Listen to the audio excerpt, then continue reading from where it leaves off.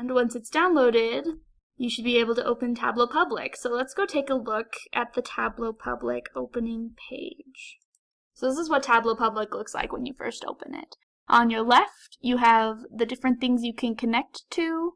This is more limited in Tableau Public than it is in Tableau Desktop. So if you invest in Tableau Desktop, you have many things you can connect to. You can also connect to data by clicking this drop-down Connect Data piece. That's especially useful when you've already started your visualization. Then we have this central portion called Open. This is where anything that you have opened up previously will show up.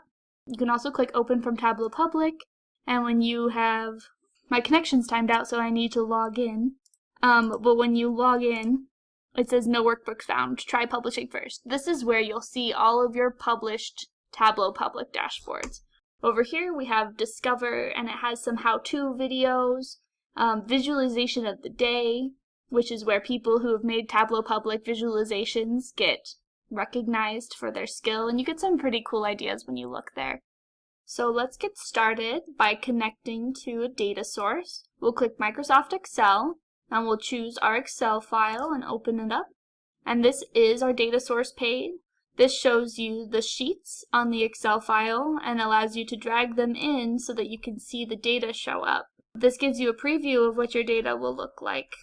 You can see that Tableau is starting to classify our fields. So anything that has ABC on it shows that that's a column that has strings in it. We also have a globe, which was where Tableau has recognized these values to be geographical.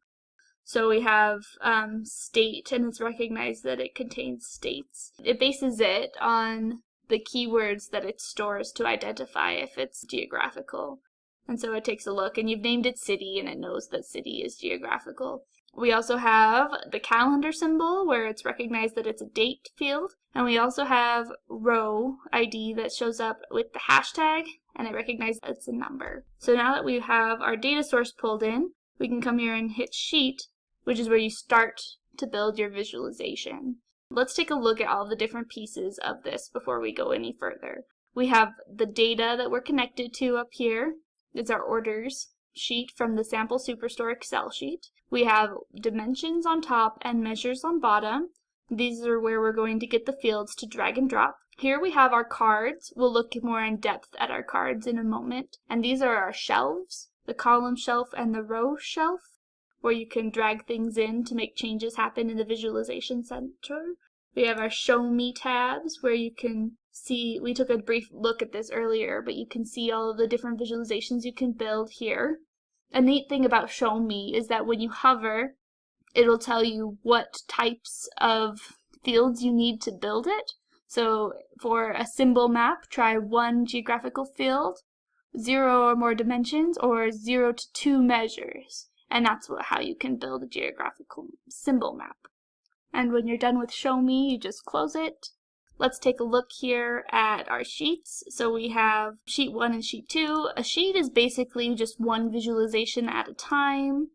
Let's get rid of the extra sheet. We have a dashboard, which is where you can pull multiple sheets on to show multiple visualizations at one time. And then we have what's called a story, which allows you to show a sequence of visualizations so that you can tell a story.